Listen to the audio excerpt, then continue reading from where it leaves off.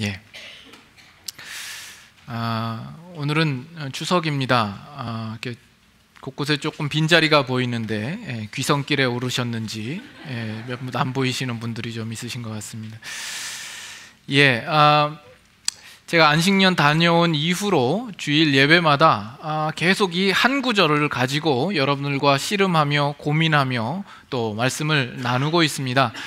지난주에 여러분들이 이미 눈치를 채셨겠지만 지난주에 예수님은 길이시다라는 말씀을 가지고 나눴으므로 오늘은 진리에 대하여, 다음 주는 생명에 대하여 나눌 것을 여러분께서 짐작하셨을 겁니다.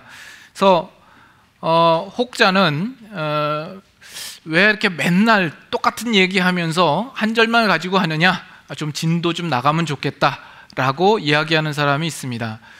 종종 제 아내의 닉네임이 혹자입니다. 이것도 말하지 말라고 그랬는데, 이 설교가 이렇게 길, 진리, 생명, 이렇게 한 단어를 가지고 설교를 한다라는 것이 사실은 쉽지 않습니다. 또 위험성도 있습니다. 어떻게 자칫 잘못하면 이 단어 안에 뭔가를 막 이렇게 넣으려고 막 어거지로 짜놓는 그런 위험성이 있기 때문에 그렇습니다.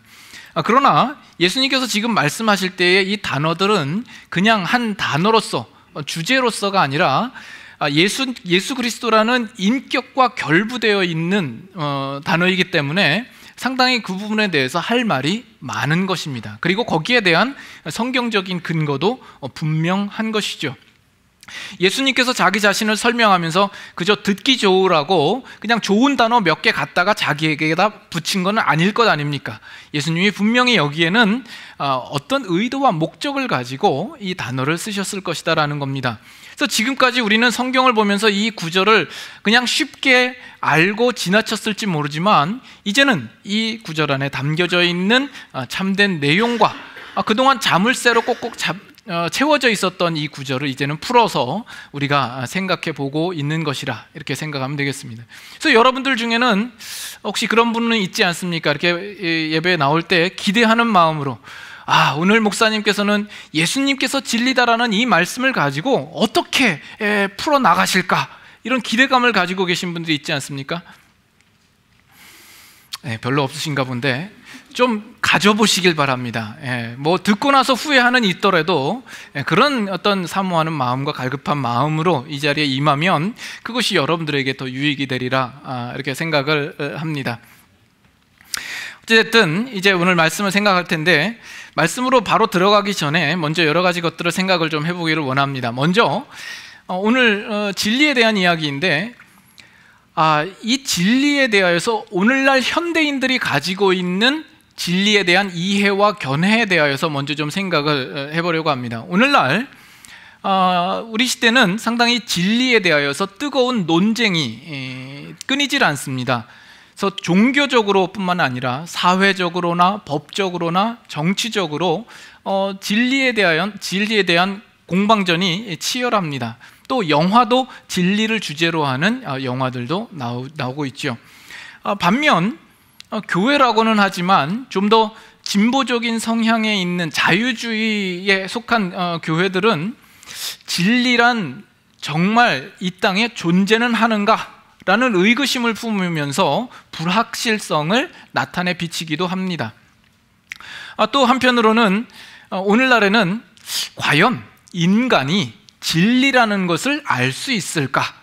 이렇게 좀 주저하고 머뭇머뭇거리는 그런 태도가 뭔가 좀 더 매력적으로 보이는 그런 시대 속에 우리가 있습니다. 이런 태도는 금방 포스트 모더니즘과 손을 맞잡습니다. 포스트 모더니스트들은 진리에 대하여서 상당히 조심스럽게 여기고, 내가 진리를 안다 하는 사람들에 대하여서는 상당히 경계를 가지고 있는 사람들입니다. 그래서 결국 오늘날에는 절대적인 진리와 권위에 대하여서 사회적으로 급격히 퇴조하는 그런 분위기를 우리는 읽을 수가 있습니다. 진리에 대하여서 큰 신뢰감을 갖지 않는 것이죠. 오히려 상대적인 진리를 이야기를 합니다. 심지어 교회에 다니는 신자들조차도 그들 안에서 절대적인 진리, 권위 이런 부분에 대해서 회의감과 어떤 거부감을 가지고 있는 사람들이 있습니다. 오히려 포스트 모더니즘 이 시대 가운데 사람들이 인정하는 그 상대주의적인 진리에 대해서 더 손을 들어주는 그런 신자들이 있습니다. 그런 분들은 신앙생활을 무엇 때문에 하는지 참 궁금합니다. 교양생활, 종교생활, 어떤 도덕적인 함양 또는 뭐 인간관계, 자신의 심리적인 안정을 위하여서 신앙생활을 하는 것 아닌가? 적어도 진리 때문에는 신앙생활을 하지 않는 것 아닙니까? 무엇 때문에 신앙생활을 하느냐라는 것이죠. 여러분, 오늘날 현대인을 생각할 때 이제 앞으로 계속 현대인 그럴 텐데, 여기서 말하는 현대인을 현대자동차나 현대건설에서 일하는 직원들을 두고 이야기하는 것이라 이렇게 생각하시는 분은 없겠죠. 오늘날 현대인들, 그리고 현대에 사는 우리 신자들 다수도 그러하고 이런 생각을 가지고 있는 분들이 종종 있습니다. 과거에 이 성경적인 이미지, 하나님에 대한 이미지 또는 성경 안에 있는 내용의 일부는 오늘날 받아들일 수 없다라고 생각을 하는 겁니다. 오늘날 우리들 현대인의 삶과 그 현실은 너무나도 성경과 동떨어져 있다라는 거죠. 그 상황과 문화도 너무나도 다르다라는 것입니다. 오늘날 우리 현대인의 삶을 보면 얼마나 다양하고 복잡합니까? 예전 과거에는 없던 것들을 우리는 누리고 살기도 하고, 또 우리가 예전에 없던 문제들을 우리는 직면하기도 하잖아요. 뭐 셀폰이라든지 컴퓨터라든지 또 뭐 에이즈라든지 동성연애라든지 이런 많은 부분들에 대하여서 성경이 우리에게 구석구석 우리에게 말해주고 있지 않다라는 것이죠. 그래서 그런 사람들은 뭐라고 얘기를 하냐면, 성령의 인도하심을 따라서 인도하에 오늘날도 이 성경의 진리는 계속 진화하고 있다라고 생각을 합니다. 그렇기 때문에 오늘 현대인들은 이 현대인에 맞게 성경의 진리도 유연하게 재해석하고 적용해야 된다라고 생각을 합니다. 현대인들은 어떤 면에선 이 신약 성경보다 넘어서서 서 있는 사람들이라고 생각을 하는 것이죠. 그래서 이 신약 성경에서 우리에게 요구되어지는 진리 위에 서서 진리를 굳게 잡고 진리를 조출하라는 어떤 이 사도들의 가르침에 대하여서는 일단 접어두자는 입장입니다. 성경이 어떤 시공간을 초월한 절대 불변의 진리라는 이 사실들에 대하여서 그들은 동의하고 싶지 않은 것이죠. 또 성경이 그렇게 쓰여졌다라는 것에 대해서 조롱하는 마음을 가집니다. 그래서 어떤 신학자는 이런 이상한 예를 듭니다. 셰익스피어가 이제 여러 희극을 썼는데 그 잃어버렸던 희극 중에 하나를 오늘 우리가 찾았다라는 것이죠. 근데 그 희극이 4막까지는 잘 보존이 되어 있는데 5막이 없는 거예요. 근데 우리는 5막이 있었다라는 사실을 우리는 알고 있다라는 겁니다. 그러면 우리는 어떻게 하겠냐라는 거예요. 그 전까지 있는 내용들을 충실히 근거로 해서 그 5막을 만들어서 그 희극을 완성해야 되지 않겠느냐라는 겁니다. 마치 오늘 현대에 있는 교회들이 그런 상황에 처해 있고 그런 과제를 품고 있다라는 것이죠. 그래서 성경 안에서의 진리가 다 말하지 못하는 현대 안에서의 가지는 진리를 우리는 그것을 완성해야 된다라고 생각을 하는 것이죠. 그러나 이런 예화는 상당히 문제점이 있습니다. 어떤 문제점이냐면 셰익스피어의 그 5막은 상당히 다른 방향으로 만들어질 수 있다는 점이죠. 그리고 그것이 만들어진다 할지라도 그것은 셰익스피어가 쓴 것이 아니라 결국 독자들이 쓰게 되는 것 아닙니까? 그렇게 되면 셰익스피어가 처음 그 희극을 쓰고자 할 때 가졌던 어떤 계획과 목적과 전혀 다른 방향의 결론이 날 수 있다는 점입니다. 그래서 가령 로미오와 줄리엣이 우리가 알고 있는 그 결론이 아니라 나중에 알고 봤더니 배달은 남매였더라. 이렇게 막장 드라마로 갈 수 있는 위험성이 있는 거죠. 햄릿도 알고 봤더니 출생의 비밀이 밝혀지고 왕가 자손이 아니라 어떤 신하에서 난 아들인데 입양했더라, 뭐 이런 식으로 자기 마음대로 써나갈 수 있는 위험성이 있는 거죠. 오늘 하나님께서 우리에게 이 성경을 들려주셨을 때에는 그런 식으로 우리에게 들려주셨으리라고는 생각지 않다라는 겁니다. 우리는, 그렇죠? 만약 그렇게 되면 기독교는 상당히 혼란 속에 놓여지게 되고 진리라는 것은 상당히 의미가 없어지고 오히려 진리가 상대주의적인 그런 내용으로밖에 생각되지 않을 것입니다. 근데 이런 현상은 비단 성경을 인위적으로 합리적으로 인간이 납득할 수 있게 성경을 자기 나름대로 해석하는 어떤 자유주의나 진보적인 성향에 있는 그런 사람들에게만 나타나는 것이 아니라 오늘날 극단적인 성령 운동을 하는 사람들 속에서도 나타나는 문제입니다. 그들은 오늘날 우리에게 오신 성령이 성경의 일부 내용을 우리로 하여금 성경의 일부 내용으로부터 우리를 해방시키고 있다라고 생각을 하는 겁니다. 오늘날 성령님께서 주시는 어떤 직접적인 계시와 인도하심이 더 신뢰할 만하고 더 권위가 있는 것이죠. 그래서 성경의 교리에 대하여서는 부인하고 싶은 마음이 있는 겁니다. 성경의 오히려 교리가 우리의 신앙생활을 방해하고 있다, 하나님께로 나아가는 길을 막고 있다라고 생각을 합니다. 그래서 성령께서 오늘 나에게 주시는 어떤 내 마음에 깨닫게 하시는 영적인 깨달음과 영적인 인식이 더 권위 있게 여겨짐으로 말미암아 결국 영구적이고 절대적인 진리가 해체하게 되고 마는 결과를 낳게 되는 것이죠. 그래서 지금까지 말씀드렸던 이런 것들은 그 공통점이 어디 있냐면 성경이라는 것이 오늘날 절대 권위의 잣대의 역할을 한다라는 것을 인정하고 싶지 않은 겁니다. 결국 오늘날 많은 현대인들은 그 모든 것들을 자신의 이야기로 채우고 싶어 합니다. 성경이 필요하고 성령이 필요한 것은 단지 내 이야기를 채우는 데 어떤 추진력을 얻는 방편으로서만 생각을 하는 거죠. 현대인들은 결국 자기의 인생 여정을 만들어가기 위하여서 오늘 새로운 대본을 써가고 있는 모습일지 모릅니다. 오늘날 새로운 요한계시록 후서를 쓰고 있는 것이죠. 오늘날 미국인의 영성이 그러한 것 같습니다. 그것은 뭐 미국인만의 문제가 아니라 오늘 우리도 그 미국 문화에 영향을 받고 있기 때문에 우리의 문제일 수도 있습니다. 미국 사람들의 대상으로 어떤 그 설문조사를 한 결과가 나와 있는데, 미국 사람들 중에 자기 자신 스스로를 영적이다라고 생각하는 사람들이 76%, 78%라고 이야기를 합니다. 근데 그 78% 중에 56%는 자신이 이 인생 속에서 가진 어떤 딜레마나 어려운 일이 있을 때 하나님이나 외부의 힘을 의존하기보다 자기 자신을 더 의존한다라고 답을 했다고 합니다.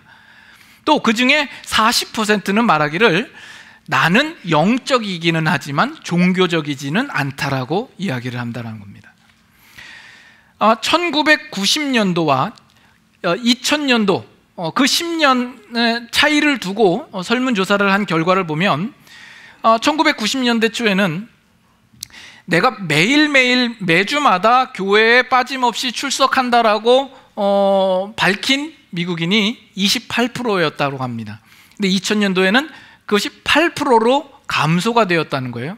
그런데 반면 자신이 영적이다라고 이야기하는 것은 그 초기에는 46%였는데 그 이후에는 76%로 증가를 했다라는 것이죠. 결국 객관적이고 절대적인 진리에 대하여서는 더 이상 현대인들이 크게 인정하지 않으면서 결국 인생과 모든 상황들을 자기 위주로 해석하고 자기의 영적인 세계를 구축하는 데에 힘쓰고 있다라는 결론을 우리가 생각해 볼 수 있는 겁니다. 이것이 오늘날 현대인들이 가지는 진리에 대하여서 가지는 어떤 생각들, 이해들, 견해들입니다. 자, 그러면 여러분 진리가 무엇입니까? 여러분, 진리는 무엇이라고 생각합니까? 여러분 듣고 있습니까? 예? 여러분 이 설교 시간에 좀 뇌를 풀 가동하시길 바랍니다. 이 머리라는 게 이게 참 언젠가도 이야기드렸지만 삶을 달걀 깨먹을 때 외에는 쓸모가 없는 그런 모습인 경우가 많습니다. 모르죠. 뭐 집에서 못 박을 때 머리를 쓰시는지는 모르지만 머리는 그러라고 있는 게 아닙니다. 오늘 같은 이런 때 여러분들 생각하시라고 있는 겁니다. 자, 여러분 5 더하기 5는 10이다. 진리예요, 아니에요? 아직도 안 쓰시고 계시네. 3 곱하기 9는 27이다. 진리예요, 아니에요? 진리죠.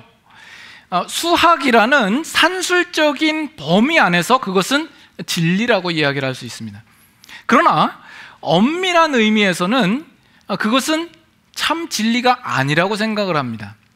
엄밀한 의미에서는 이 수학이라는 것은 절대불변의 답을 가진다라는 진리의 성격을 담고 있을지는 모르지만 그것이 참 진리는 아니다라는 겁니다. 왜냐하면 우리 인류가 가지는 모든 인간 문제에 있어서 궁극적인 답을 제시할 만한 절대적인 가치가 있는 진리는 아니기 때문에 그렇습니다. 쉽게 예를 들어서 여러분들 중에 학창시절에 수포자들이 이 중에 계시죠. 여기서 말하는 수포자란 수학 포기자, 일찌감치 수학을 포기하셨던 분들이 있습니다. 오늘날 사회생활 하시면서 여러분 수학을 포기하신 것으로 인하여서 여러분의 인생에 아주 지대한 영향을 미친 적이 있으십니까? 거의 없으실 겁니다. 그렇죠? 세상 살아가는데 뭐 크게 뭐 어려움이 없으시잖아요. 미분, 적분, 그것이 진리이고 정말 거기에 대한 답이 분명함에도 불구하고 그것 모른다고 우리 사는 데에 그렇게 지장이 없습니다. 그래서 진리라는 것이 있어도 그만 없어도 그만 이 정도의 가치를 가진 것이라면 우리는 굳이 진리를 논할 이유가 없는 것입니다. 그렇죠? 과학이라는 것도 그렇습니다. 과학이 우리에게 유용하죠. 우리가 유익을 보는 부분이 분명히 있습니다. 그러나 과학이라는 것도 그 허용된 범위 안에서만 진리의 성격을 가질 뿐인 것입니다. 그 범위를 벗어나면 사실은 이 과학이라는 것도 손쓸 수 없는 자리가 있는 겁니다. 가령 이런 거죠. 사과는 맛있다. 여러분 진리예요, 아니에요? 그건 진리가 아니죠. 그거를 산술적으로나 과학적으로 증명을 해서 그렇게 결론을 내릴 수 있는 문제입니까? 사과 안에 당도가 얼마나 되고 수분이 얼마나 되는가, 몇 % 되는가, 그걸 조사해서 이 사과는 맛있다 안 맛있다 이렇게 분명히 구분질 수 있는 부분이냐라는 거예요. 그것은 인간마다 다 틀린 문제 아닙니까? 먹는 사람마다 그 입맛에 따라서 누구는 달다, 누구는 시다, 누구는 싱겁다, 누구는 싱싱하지 못하다, 맛 없다, 이런 얘기가 나올 수 있는 것 아닙니까? 그건 절대적이지도 아니하고 진리도 아닙니다. 그리고 그 부분들에 대하여서 어떤 수학이라든지 과학이라든지 그것을 규명할 만한 어떤 근거가 없는 것이죠. 방법이 없는 것입니다. 자, 그러면 우리 인간에게 있어서 정말 절대적인 가치가 있을 만큼, 우리가 놓쳐서는 안 될 만큼 정말 중요한 진리라는 것이 있다 그러면 어떤 것이어야 할까요? 어떤 것이 참 진리겠습니까? 우리가 살고 있는 이 세상과 우리 인간의 기원, 어떻게 시작되었는가, 우리로 있게 한 그 원인자가 누구인가, 그리고 우리를 향하여서 가지는 그 목적이 뭐고 우리의 존재 의미는 무엇인가, 이 세상은 어떻게 끝날 것인가, 우리의 운명은 어떻게 되는 것일까, 우리가 죽은 다음에 사후의 세계와 그 초월적인 세계라는 것은 과연 있는가 없는가, 이런 부분들에 대하여서 거기에 대한 분명한 답이 있다면 이 부분만큼은 우리 인간들이 목숨을 걸고라도 그것을 규명하고 밝혀내야 하는 것이 마땅한 것입니다. 그렇죠? 그러나 그 부분들에 대하여서는 마치 좀 전에 이야기했던 것처럼 사과는 맛있다 없다 이거를 규명하는 것처럼 그렇게 그 산술적인 수학이라든지 과학이라는 것이 그것을 규명해 줄 수 있는 어떤 근거나 방법이 사실은 없는 것이죠. 그렇죠? 그러나 지금 기독교는 그 부분에 대하여서 절대적인 진리를 말하고 있다는 점이죠. 기독교는 이 세상과 이 인간이 어떻게 시작되어 있는가, 우리를 있게 한 살아계신 하나님이 계시고, 그 하나님이 우리의 인생을 주도하시고 우리를 향하여서 가지시는 목적이 계시고, 이 세상의 종국이 어떻게 될 것인가에 대하여서 우리에게 분명히 말씀해주고 있는 것이죠. 그러나 오늘날 이 세상은 그 사실에 대하여서, 우리가 믿고 있는 것에 대하여서 조롱하고 어리석다라고 생각할 겁니다. 왜냐하면 우리 인간이 납득할 만한 어떤 근거도, 어떤 합리적이거나 아니면 수학적인 증거도 우리에게 있지 않기 때문이겠죠. 여러분, 이 상황을 한 영화를 가지고 한번 이야기를 해보려고 합니다. 여러분, 예전에 나온 영화 중에 트루먼 쇼라는 영화가 있어요. 보신 적 있으십니까? 네. 뭘 해도 여러분들은 반응이 없으시고 아는 것이 없으신 것 같아요. 트루먼 쇼라는 짐 캐리가 주연한 영화가 있습니다. 못 보신 분들이 있으면 한 번쯤은 오늘 설교를 듣고 한번 보셔도 좋을 만하다고 생각을 합니다. 그 내용은 뭐냐면, 아주 거대한 세트를 하나 만들어 놓은 거예요. 그 세트 안에다가 아주 인간이 살만한 그 모든 상황과 환경들을 다 넣어 놓은 거예요. 집도 넣고 마을도 넣고 강이나 바다, 나무, 그리고 거기 있는 배우들을 다 투입하고 거기다가 이제 한 사람을 태어나면서부터 그 안에서 자라게 하는 겁니다. 그리고 그 사람이 자라나는 모든 상황들을 라이브로 전 세계의 방송으로 내보내는 것이죠. 그러면 그 안에서 자라난 주인공, 이 짐 캐리는 자신이 살아온 그 상황 속에서 자신이 보고 느끼고 경험하고 배운 것을 모두 다 진리로 생각을 할 수밖에 없습니다. 그가 만난 부모, 그가 만난 친구, 그가 경험한 모든 것이 진리라고 생각을 하겠죠. 그러나 그 외부 세계에 대하여서는 전혀 아는 것이 없습니다. 세상 모든 사람들이 알고 있는 그 일에 대하여서 이 주인공만 모르고, 이 주인공은 지금 속고 살아가고 있는 것이죠. 이것은 마치 오늘날 이 땅 위에 살고 있는 우리 인간의 모습과 상당히 비슷하다라는 생각을 합니다. 우리도 이 땅에서 살면서 여러분들이 지금까지 보고 느끼고 경험한 것이 있고, 학교에서 지식을 습득하고 배워온 것이 있습니다. 그것들을 근거로 해서 여러분들은 그것이 진리다라고 다 믿고 있고 그렇게 살고 있는 것이죠. 그러나 그 외부 세계에 대하여서는 전혀 아는 것이 없는 것이죠. 만약에 우리가 보지 못하고 알지 못했던 외부 세계가 있다 그러면 그것은 참 낭패가 아닐 수가 없습니다. 어떤 면에서 우리는 그것을 우리는 지금 이 인생을 속고 속고 살고 있는지 모르는 겁니다.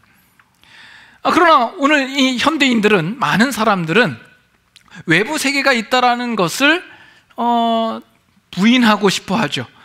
눈에 보이는 것도 아니고, 과학적으로 드러날 만한, 증명할 만한 것도 아니고, 그래서 부인하려고 합니다. 그래서 이 우주의 기원이 어떤 초월적인 어떤 능력자가 만든 것이 아니라, 이 우주의 기원은 스스로 자생하여 발생하였다. 우주 기원의 어떤 그 이야기를 나름대로 상상해서 그걸 만들기도 하고, 또 우리 인간이라는 존재는 처음에 단세포로 시작해서 그것이 진화되어서 오늘날 인간이 되었다, 이 진화론을 이야기를 합니다. 그것은 어디까지나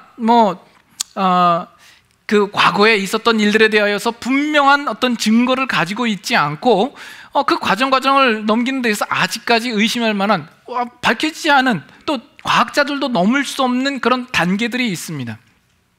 그러나 이런 것도 있죠. 오늘날 지질학에서 이야기할 때 어떤 암석을 보고 그 암석 안에 있는 방사성 동위 원소를 측정해 보니까 이 지구의 연대가 46억 년이나 되더라라는 것을 밝혀냅니다. 이것은 어떤 면에서는 팩트처럼 보이지 않습니까? 근데 오늘 성경에서는, 우리는 성경의 역사를 이야기할 때는 한 6,000년의 역사를 봅니다. 그 사이에는 상당한 갭이 있어 보여요. 이런 문제들은 참 풀기 어렵다고 생각되지 않습니까? 근데 의외로 쉽습니다. 그 트루먼 쇼를 예를 들어서 한번 생각을 해보죠. 그 안에 있는 짐 캐리가 나름 이제 공부를 하면서 지질학을 연구하고 전공을 했다고 하십시다.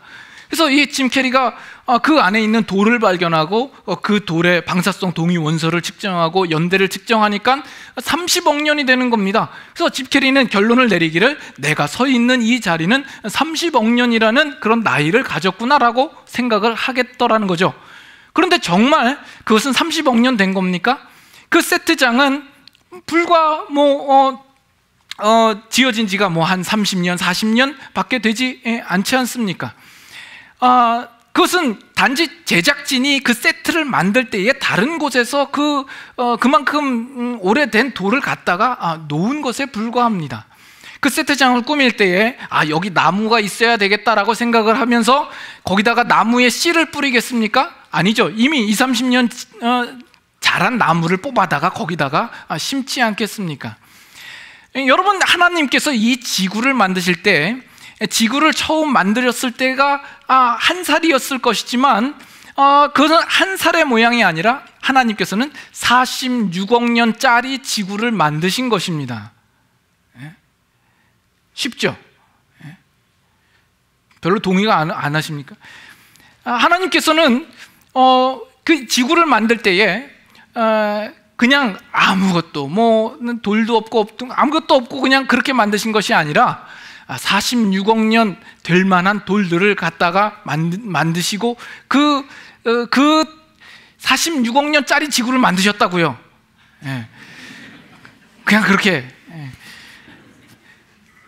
그건 하나도 우리에게는 문제될 만한 것이 아닙니다. 어쨌든 지금 이 트루먼 쇼에 나오는 어떤 그 세트장 안에 갇힌 인간의 모습과 오늘 이 지구상에 살고 있는 우리들의 모습과 상당히 비슷하다라는 생각을 해봅니다.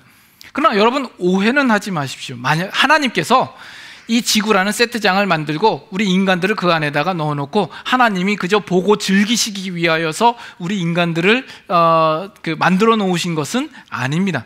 하나님께서는 무엇보다 우리 인간들을 목적으로 하시고 이 모든 것들을 만드신 것입니다. 디모데전서 2장으로 한번 가보시죠.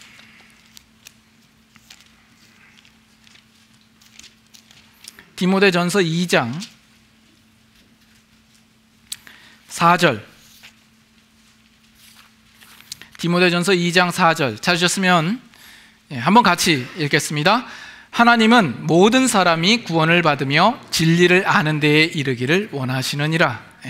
하나님은 모든 사람이 구원 얻기를 바라고 진리를 아는 데에 이르기를 원하시는 하나님이십니다. 기독교는 결국 진리에 관한 것입니다. 그러나 그 진리는 우리가 스스로 볼 수도 없고 알 수도 없고 깨달을 수 없는 내용들이죠.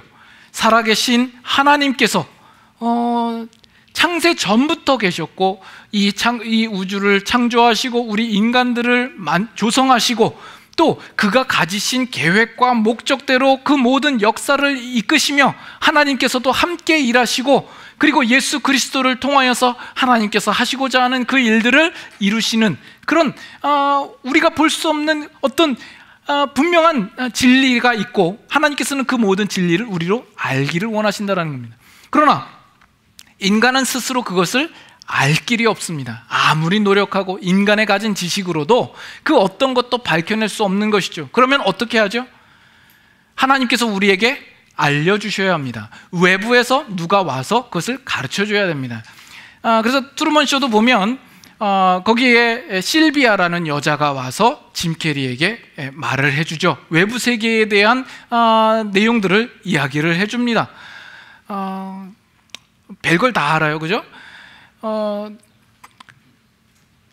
그 목사 되기가 그렇게 쉽지가 않습니다.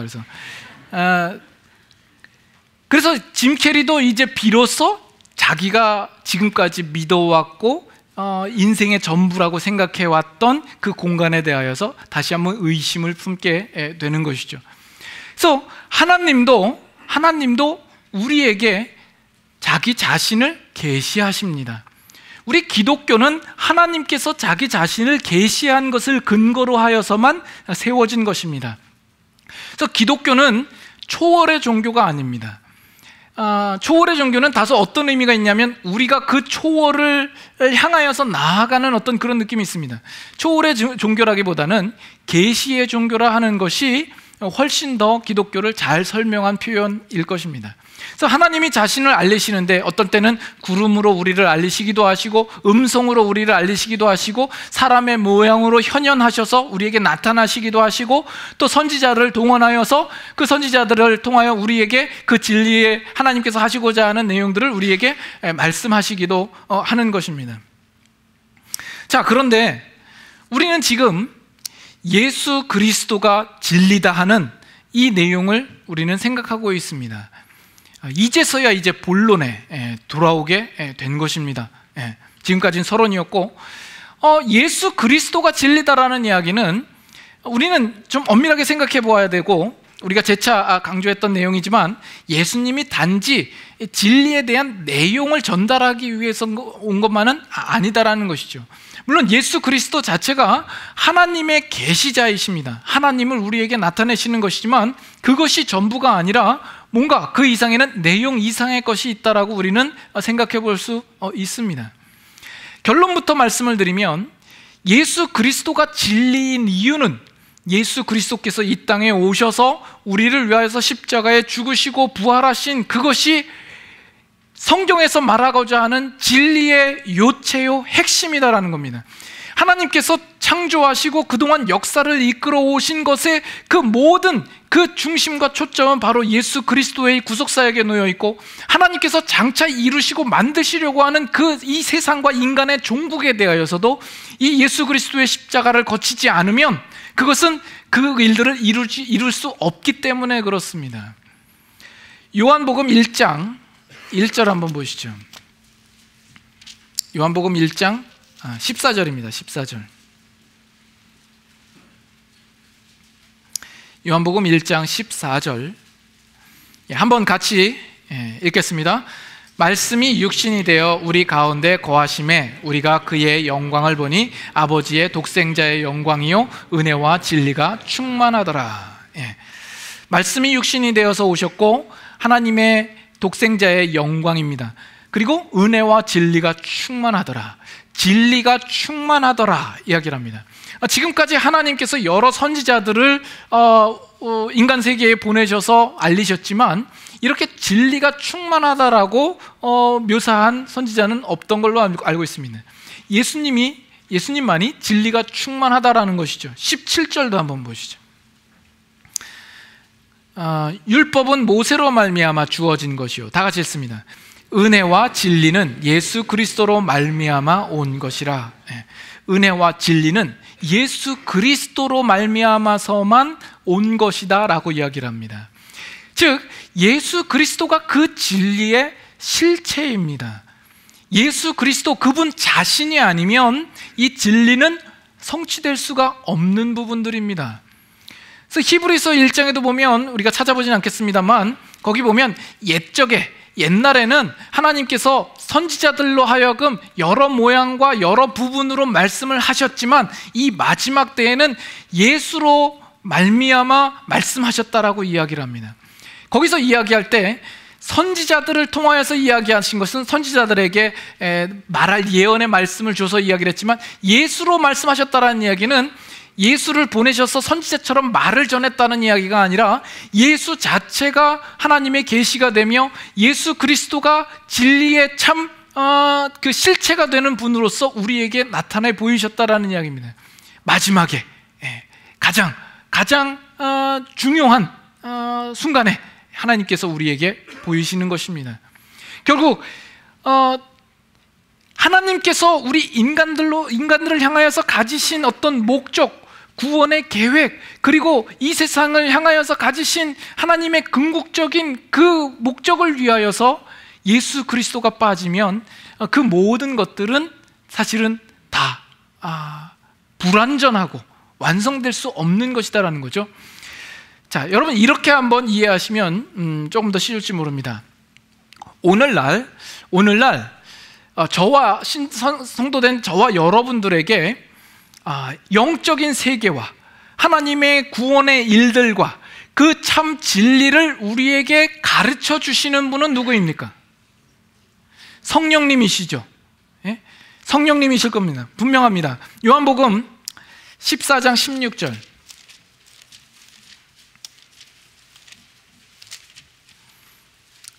요한복음 14장 16절. 내가 아버지께 구하겠으니 그가 또 다른 보혜사를 너희에게 주사 영원토록 너희와 함께 있게 하리니, 다 같이 있습니다. 그는 진리의 영이라 세상은 능히 그를 받지 못하나니 이는 그를 보지도 못하고 알지도 못함이라. 그러나 너희는 그를 아나니 그는 너희와 함께 거하시며 또 너희 속에 계시겠음이라. 예수님께서 성령을 우리에게 보내주신다라고 약속하는 장면이에요. 그리고 성령이 진리의 영이다라고 말씀을 하십니다. 자, 그런데 이 성령님이 오셔서 우리에게 어떤 우리가 깨달아 알아야 할 만한 진리의 내용을 전달하는 것에 불과한 것이라면, 어떤 내용적인 차원에서의 진리를 우리에게 전달하면 되는 문제라면, 굳이 성령님이 예수님 다음에 오셔야 할 이유는 무엇입니까?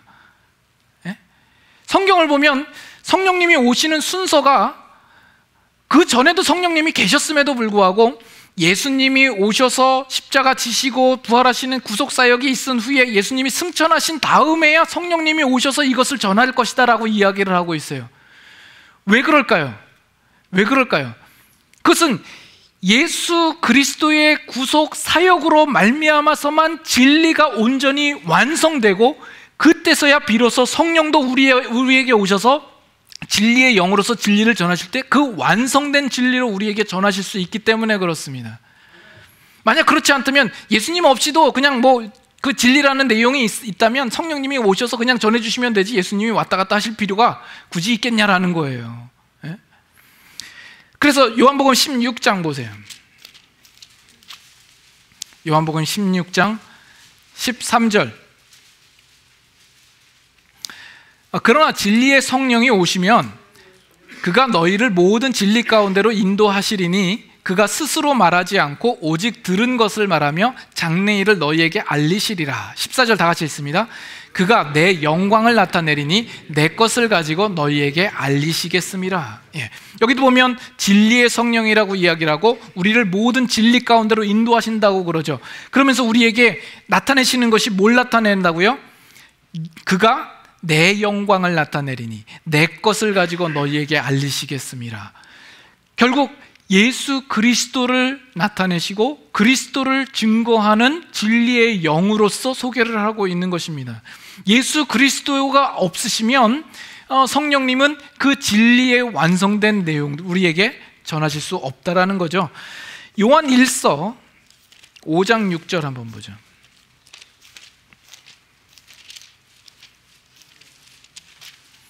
요한 1서 5장 6절 392페이지 요한 1서 5장 6절. 찾으셨으면 같이 한번 읽겠습니다. 이는 물과 피로 임하신 이시니 곧 예수 그리스도시라. 물로만 아니요 물과 피로 임하셨고 증언하는 이는 성령이시니 성령은 진리니라. 여기도 보면 물과 피로 임하신 예수 그리스도가 먼저 언급되고 그를 증언하시는 이로써 성령이 소개되고 있습니다. 그때야 비로소 성령도 진리라라고 말하실 수 있게 되는 것입니다. 결국 이 성경 가운데에서 진리라고 하는 것은 결국 예수 그리스도께로 초점이 모아지지 않으면 안 되는 것입니다. 우리의 인생과 이 세상 역사와 또 하나님이 계획하시고 목적하시는 그 모든 일에 있어서 참 진리는 예수 그리스도이십니다. 그리스도로부터 출발하고 그리스도로께로 나아가지 않으면 안 되는 문제입니다. 여러분들이 진리를 알고 싶으십니까? 진리를 소유하고 싶으십니까? 예수 그리스도를 알기를 힘쓰셔야 합니다. 예수 그리스도 안에 있는 진리는 여러분들이 아는 것처럼 그렇게 단순하거나 그렇게 빈약하지 않습니다. 예수님, 하나님께서 나를 구원하기 위해서 예수님께서 오셔서 십자가를 지시고 또 부활하시고 그러므로 내가 그를 믿음으로 구원을 얻는다, 이 정도의 것이 아니다라는 거예요. 그 안에는 우리가 생각할 수 없는 풍성함과 오묘함과 신비함이 끝이 없습니다.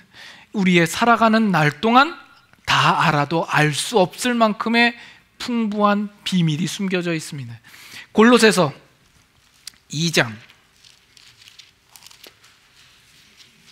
골로새서 2장,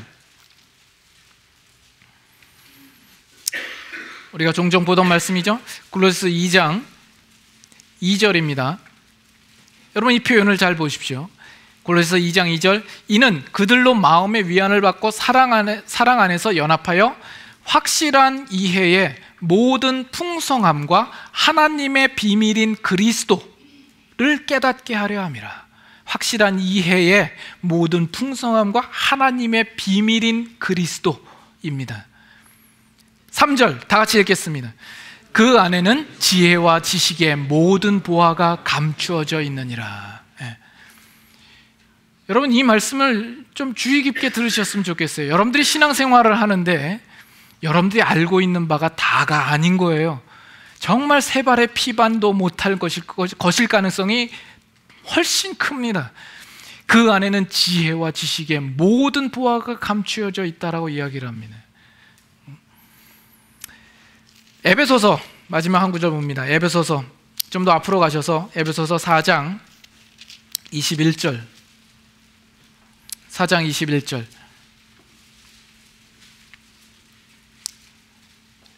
(21절부터) 24절 또 한번 같이 교독합니다.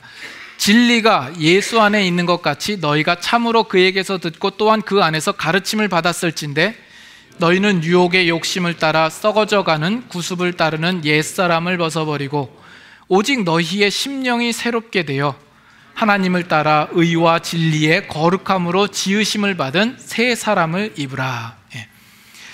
진리가 예수 안에 있는 것 같이 우리가 그를 알고 그에게서 배웠다면 우리에게 요구되어지는 것이 뭐라고요? 그저 예수라는 분의 그의 어떤 삶을 아는 정도, 어떤 진리의 내용을 아는 정도로 끝나지 않고 우리에게 요구하는 것이 심령으로 새롭게 되고 의와 진리와 거룩함으로 지으심을 받은 새 사람을 입으라라고 이야기를 합니다. 이것이 신자된 우리들이 마땅히 나아가야 할 것이죠. 여러분들이 진리를 맛보셨습니까?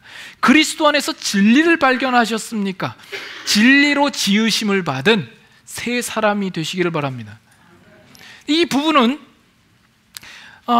이런 걸 염두에 두셔야 됩니다. 우리가 아무리 이 성경의 내용과 그 지식이 아무리 빠삭하다 할지라도, 성경의 구석구석에 있는 내용들을 잘 간파하고 그 내용들을 일일이 다 알고 지식을 갖고 있다 할지라도 자칫 예수 그리스도를 놓치면 그 사람은 진리에 도달할 수 없게 되는 것입니다. 여러분 이해하시겠어요? 종종 그런 일들이 있기 때문에 말씀드리는 겁니다. 아무리 내가 신학적으로 또 성경적으로 많이 알고 그 모든 지식과 이해를 가지고 있다 할지라도 예수 그리스도 그 인격에 우리가 알지 못하면 그 부분을 놓치고 생각하면 그 사람은 진리에 도달하지 않게 되는 것이다라는 겁니다. 또 우리가 아무리 성령의 기적과 체험과 능력을 경험한다 할지라도 예수 그리스도를 간과하게 되면 그 모든 것들은 다 무의미할 뿐입니다. 여러분들의 신앙생활 가운데 다시 한번 예수 그리스도를 한번 진중하게 고민하시고 또 생각해 보실 수 있기를 바랍니다. 교회라는 것은 바로 이 예수 그리스도의 진리의 복음을 증거하는 곳이어야 합니다. 이 진리에 대한 내용은 다른 곳에 가서서는 여러분 들을 수가 없습니다. 교회에서 들을 수 있는 것이죠. 목사는 그 일들을 감당해야 합니다. 아울러서 성도된 여러분들도 교회에 나오셔서 말씀을 들으실 때에는 이 그리스도 진리를 알기를 소망하고 갈급하는 마음을 가지시고 나오셔야 됩니다. 그죠? 내 인생의 어려운 부분들을 해결해 줄까? 또는 내 인생의 위로를 받기 위하여서 나오는 정도가 아니라 여러분의 인생과 운명과 영생과 이 구원에 대한 그 문제를 해결하기 위하여서 예수 그리스도 진리 앞으로 나오는 여러분들이 되셔야 합니다. 우리 교회가 그와 같은 교회가 되기를 원합니다. 그러기 위해서 우리 교회는 더욱더 진리 위에 서서 진리를 선포하는 교회 되기를 원하고, 여러분들은 진리 안에서 자라고 더욱 알기를 소망하여 그 안에서 성숙하여지는 참 복음의 진리의 복음 위에 든든히 세워지는 그런 성도들이 되기를 원합니다. 뿐만 아니라 우리가 그 진리를 아는 자로서 이제는 나아가서 그 진리를 선포하고 또 그들에게 전해야 되겠죠. 그래서 10월부터 우리가 다음 주부터는 이제 또 새우구이 축제로 특별히 우리가 생각을 하고 있습니다. 여러분들이 실제로 가서 뭐 구원을 이야기하고 복음을 전한다고 했을 때는 상당히 부담스러워하죠. 내 안에 말주변도 없고 실력도 없고. 그러나 적어도 데리고 와서 이 자리에 와서 앉힐 수는 있지 않습니까? 그러면 적어도 이 시간에 복음에 대하여서 한번 듣고 돌아갈 수 있는 기회가 되지 않겠습니까? 아무쪼록 여러 모양으로 여러분 개인적으로나 다락방 안에서나 우리가 함께 정말 이 진리를 선포하는 이 문제에 대해서 함께 고민하고 또 함께 힘쓰는 시간들이 될 수 있었으면 좋겠습니다. 우리 찬양 한 곡만 하고